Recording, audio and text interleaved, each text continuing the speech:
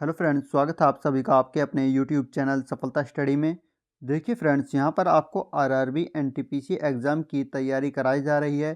तो इस क्लास में यहाँ पर आपको जनरल अवेयरनेस के क्वेश्चन कराए जाएंगे। तो देखिए यहाँ पर जनरल अवेयरनेस का फर्स्ट क्वेश्चन लिया गया है, मुग़ल सम्राट हुमायूं का मकबरा कहाँ है।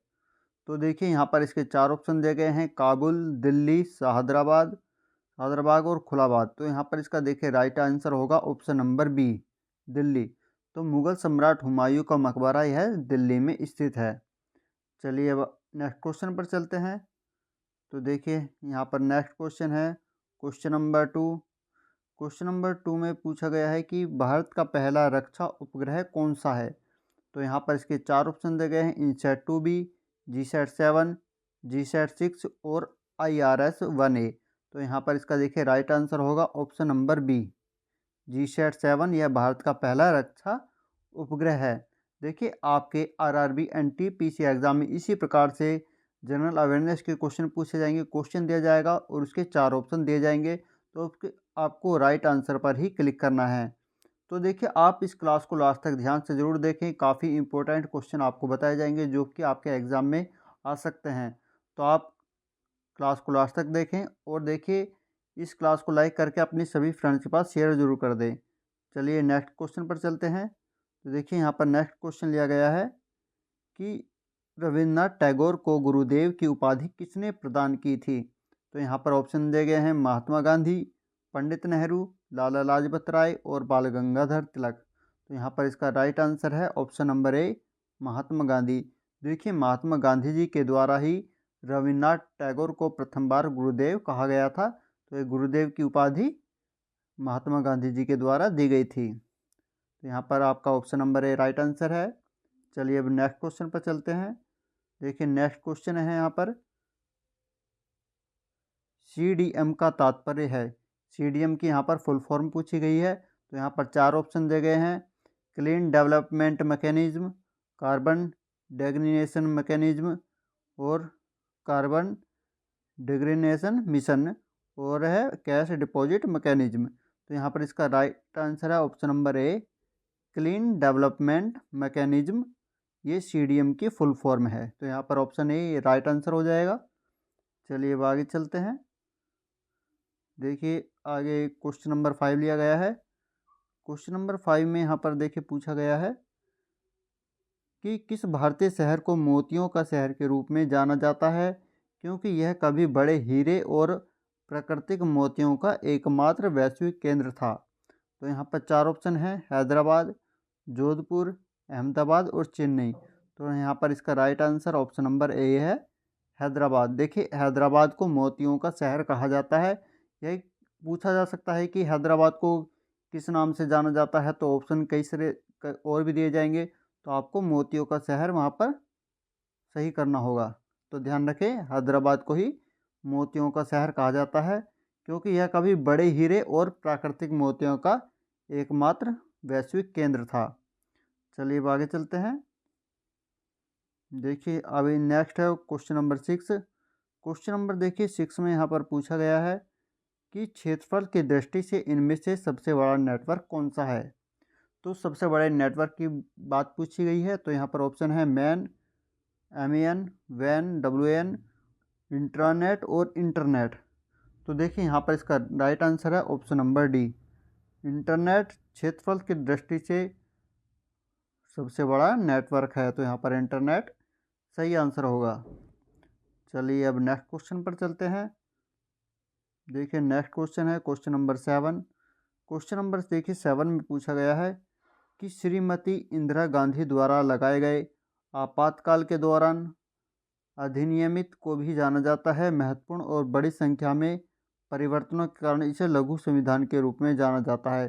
तो इसे कब बनाया गया था, कौन से संविधान संशोधन अधिनियम के अंतर्गत यह जो आपातकाल लगाया गया था। तो यहाँ पर चार ऑप्शन दिए गए हैं, 42वां संशोधन अधिनियम और दिए गए हैं ऑप्शन बी, 44वां संशोधन अधिनियम, 74वां संशोधन अधिनियम और 73वां संशोधन अधिनियम। तो यहाँ पर देखिए इसका राइट आंसर होगा ऑप्शन नंबर ए, 42वां संशोधन अधिनियम के अंतर्गत आपातकाल लगाया गया था। चलिए अब नेक्स्ट क्वेश्चन पर चलते हैं। क्वेश्चन नंबर यहाँ पर देखिए 8 है। इंदिरा गांधी राष्ट्रीय कला केंद्र का मुख्यालय कहाँ है? तो देखिए इंदिरा गांधी राष्ट्रीय कला केंद्र का मुख्यालय ये नई दिल्ली में स्थित है। तो यहाँ पर ऑप्शन ए राइट आंसर हो जाएगा। नई दिल्ली में ही इंदिरा गांधी राष्ट्रीय कला का केंद्र का मुख्यालय है। चलिए अब आगे चलते हैं। क्वेश्चन नंबर 9 है यहाँ पर। इसमें यहाँ पर पूछा गया है कि किसी पौधे की पत्तियों से पानी के वाष्पीकरण को क्या कहते हैं? तो ऑप्शन दिए गए हैं वाष्पोत्सर्जन, श्वसन, पसीना या वाष्पीकरण। तो यहाँ पर इसका राइट आंसर हो जाएगा ऑप्शन नंबर ए वाष्पोत्सर्जन। इसका राइट आंसर है। पौधों की पत्तियों के पानी के जो वाष्पीकरण है उसे वाष्पोत्सर्जन कहा जाता है। चलिए अब नेक्स्ट क्वेश्चन पर चलते हैं। नेक्स्ट क्वेश्चन है क्वेश्चन नंबर 10। क्वेश्चन नंबर 10 में पूछा गया है कि प्रसिद्ध सांची स्तूप का निर्माण किसके द्वारा करवाया गया था? तो यहाँ पर 4 ऑप्शन दिए गए हैं, बिंदुसार, अशोक, चंद्रगुप्त मौर्य और कनिष्क। तो देखिए ये सांची के स्तूप का निर्माण मौर्य वंश के शासक अंतिम शासक अशोक के द्वारा कराया गया था। तो यहाँ पर अशोक, सम्राट अशोक राइट आंसर हो जाएगा। चलिए अब आगे चलते हैं। नेक्स्ट क्वेश्चन है क्वेश्चन नंबर 11।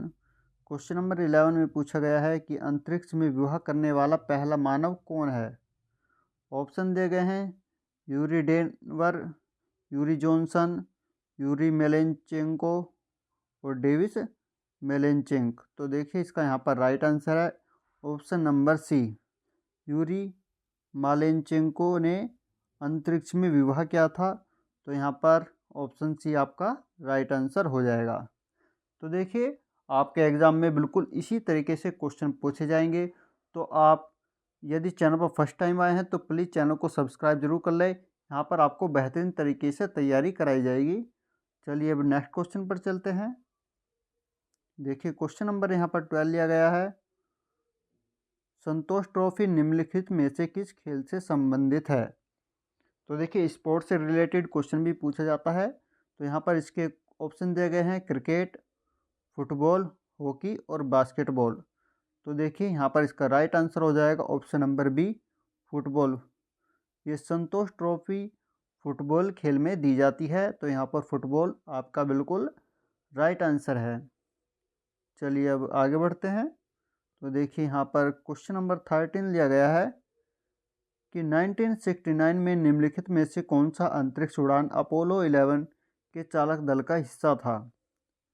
तो यहाँ पर ऑप्शन दिए गए हैं यूरी गागरिन, पीट कॉनराड, एलन शेपर्ड और नील आर्मस्ट्रॉन्ग। तो देखिए 1969 में अंतरिक्ष उड़ान अपोलो के चालक दल के हिस्से में नील आर्मस्ट्रॉन्ग थे। तो यहाँ पर नील आर्मस्ट्रॉन्ग सही आंसर है। देखिए क्वेश्चन पूछा जाता है कि चंद्रमा पर पहला कदम रखने वाले पहले व्यक्ति कौन है? तो वह भी नील आर्मस्ट्रॉन्ग है। तो ऑप्शन यहाँ पर डी आपका सही आंसर है। चलिए अब आगे बढ़ते हैं। तो देखिए नेक्स्ट क्वेश्चन है क्वेश्चन नंबर 14। इसमें पूछा गया है कि निम्नलिखित में से कौन ग्रीन हाउस गैस नहीं है? तो यहाँ पर ऑप्शन दिए गए हैं आपके मीथेन, कार्बन डाइऑक्साइड और देखिए ऑप्शन सी है सल्फर डाइऑक्साइड और कार्बन मोनोऑक्साइड। तो देखिए यहाँ पर जो इसका राइट आंसर है वो पूछा गया है कि ग्रीन हाउस गैस नहीं है। तो ग्रीन हाउस गैस कौन सा नहीं है? कार्बन मोनोऑक्साइड ये आपका ग्रीन हाउस गैस नहीं है। तो ऑप्शन डी आपका राइट आंसर हो जाएगा।